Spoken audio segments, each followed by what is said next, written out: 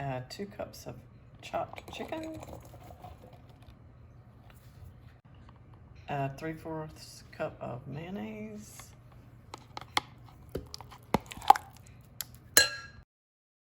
I love fresh dill, so I added 1.5 tablespoons of finely chopped fresh dill, or you can add 1/2 tablespoon of dry dill.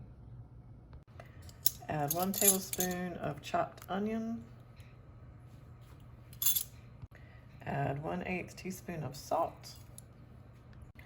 1/8 teaspoon of cayenne pepper. 1/8 teaspoon of black pepper. Add 2 tablespoons of finely chopped celery. I like to use knives to cut up the chicken a little more and mix it around really good.